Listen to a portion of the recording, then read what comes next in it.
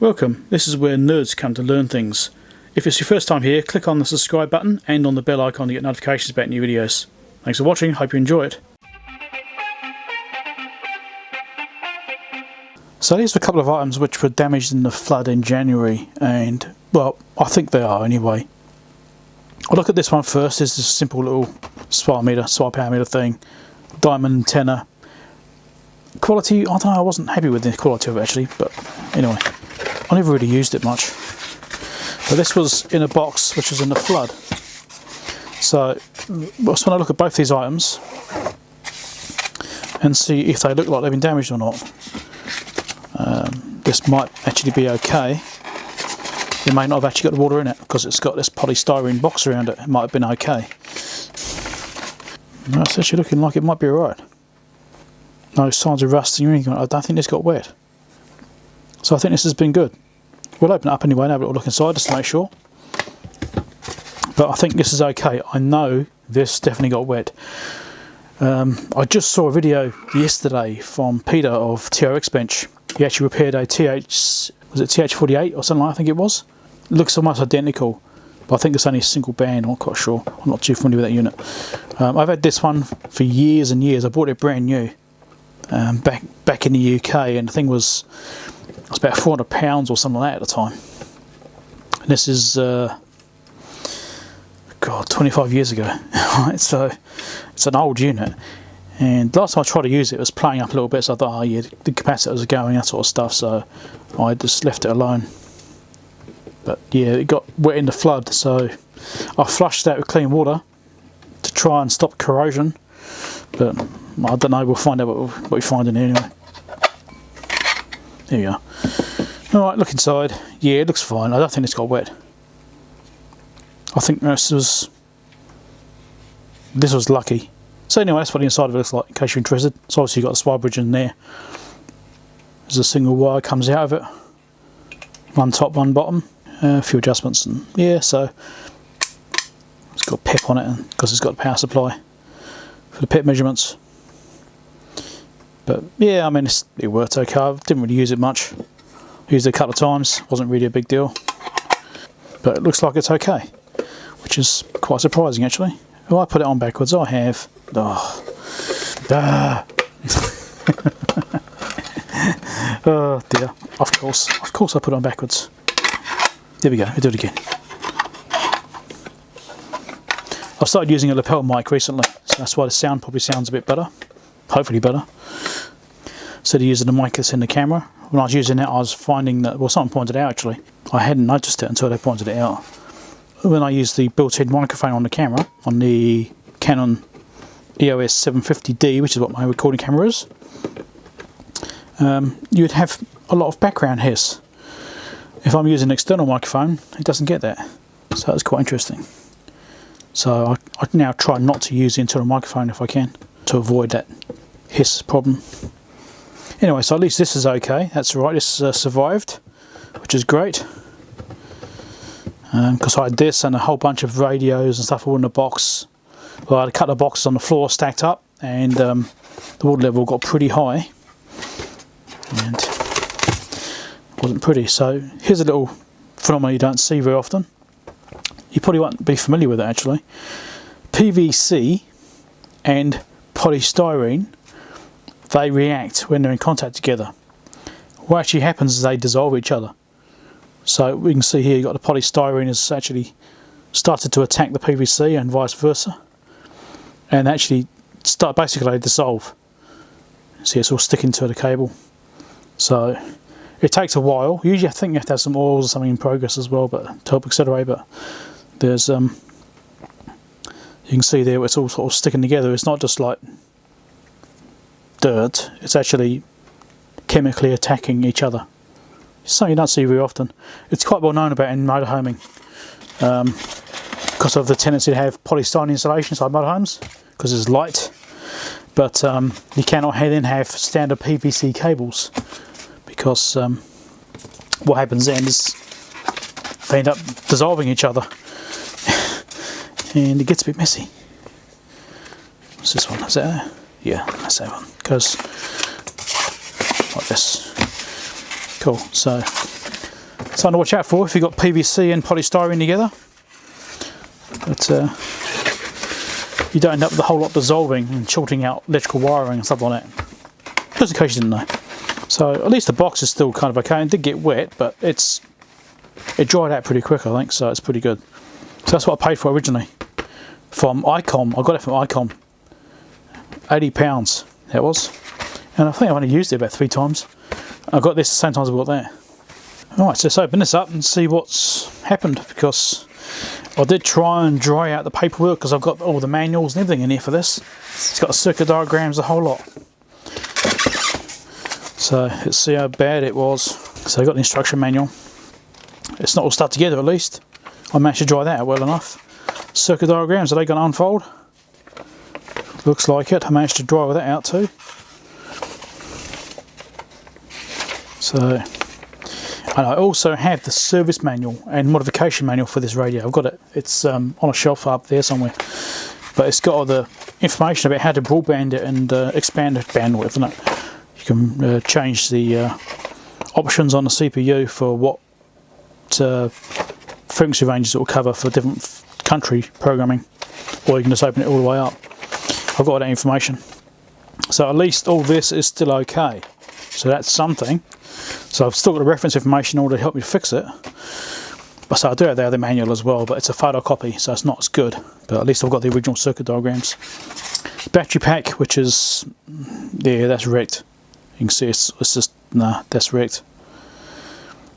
I'm not sure if you can still get new ones. I mean, it's a NiCad battery, but yeah, that's looking like it's stuffed. This looks okay, but then it's stainless, but who knows what the inside is like.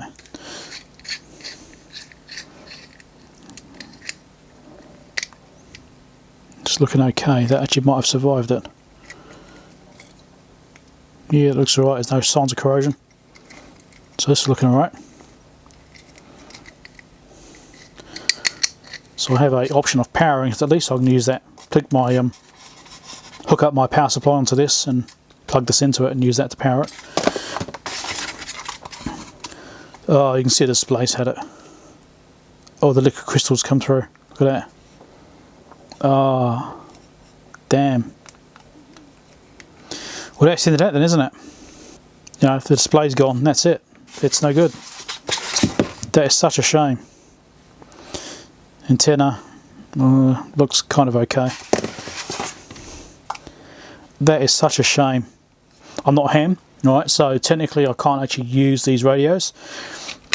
I had it for testing. You know, if I was getting a radio in, I'd use it for testing locally and things like that, for on-air testing. You know, low range, I'd run it on low power setting, things like that. So it's just like within my house. But yeah, they can see all the corrosion on here. Let's open the thing up and see how bad it is inside. But I think this is no good because that display's had it. Unless someone's got one of these units with a good display, maybe it's worth doing. But you can see all the screws are rusted.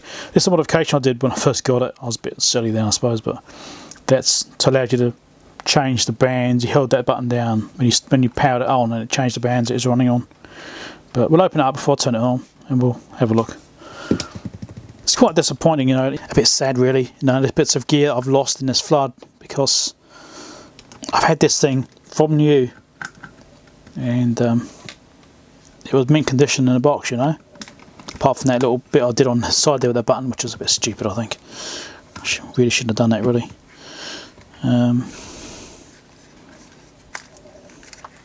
Is there another screw somewhere? I think there is. Yeah, it is on the side there. Oh, it's rusted in. Come on, out you come.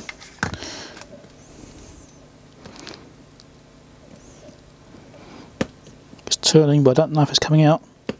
Oh, here we go. It's coming out.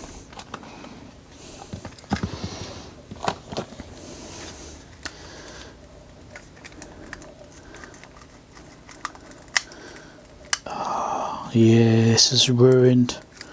That's what I was afraid of. It's completely stuffed.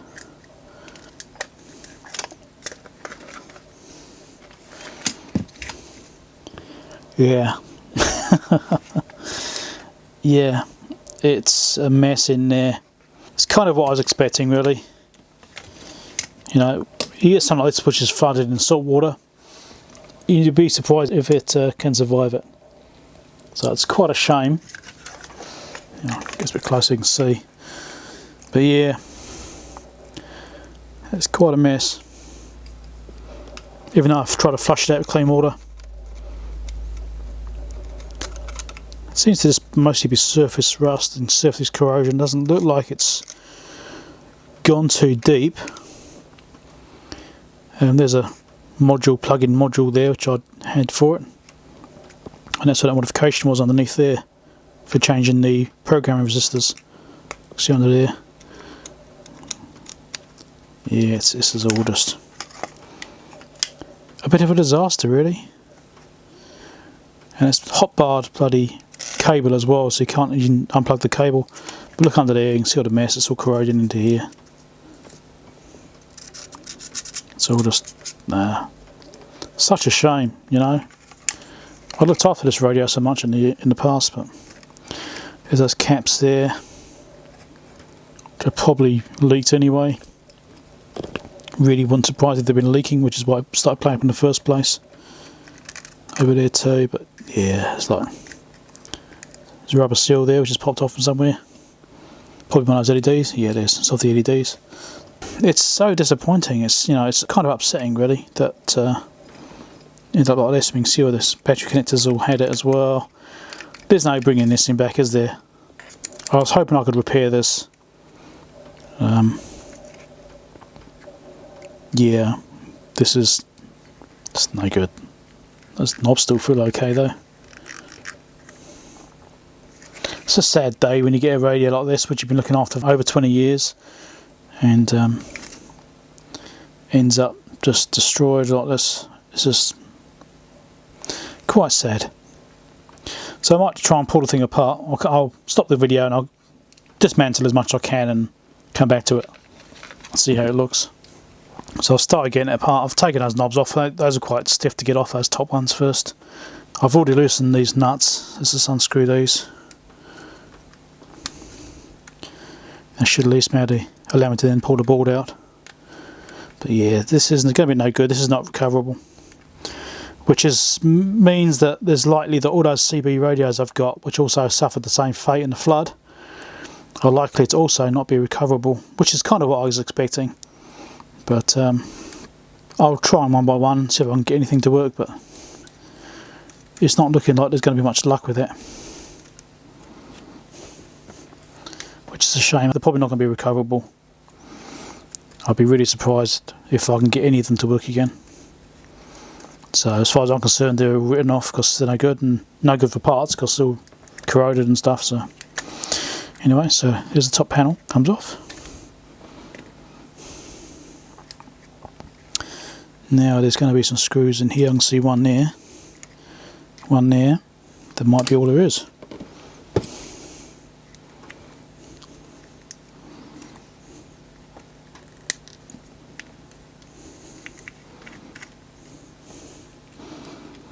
Yeah, it's a shame. I'm just so disappointed in this, really.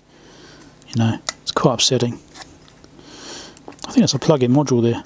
Yes, it is. Oh, it just ripped off the board. Yeah, it's a plug-in module, but it's not going to plug in again.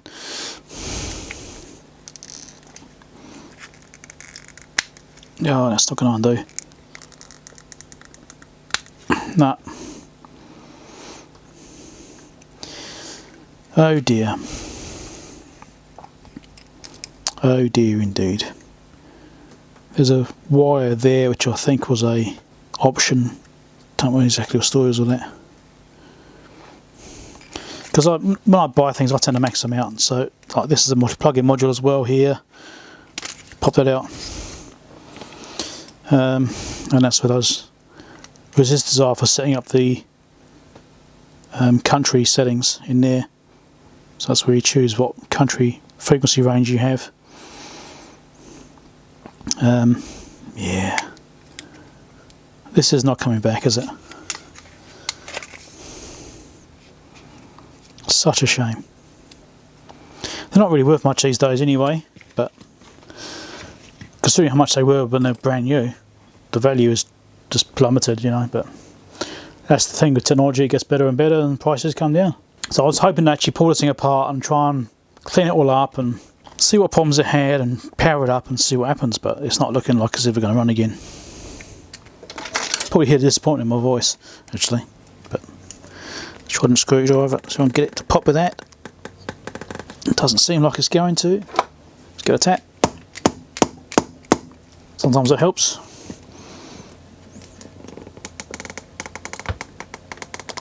That is not going to undo. So I've taken the screw out, the head broke off of the main PCB there. I lost audio because I turned off the lapel mic and forgot about it, so sorry about that. So I had to do a voiceover. Here I'm moving the main PCB. I had to remove the little retainer board as well, which holds in the keypad. I'm just trying to pop all that in now. And there we go, it's out. Now I've got to pop out the speaker. That's also likely to be no good anyway. So I'm not really too worried about damaging anything at this point because it's all going to be broken anyway. There's no getting this thing back, unfortunately, as I've said a few times. So there you go, it's now in pieces. So yeah, it's quite a shame that I've lost the whole thing. And you can see how it goes together there. And quite a nice view of its innards. So yeah, I was really disappointed to not be able to repair this unit. I was hoping I'd be able to do it. I knew it would be a bit sketchy.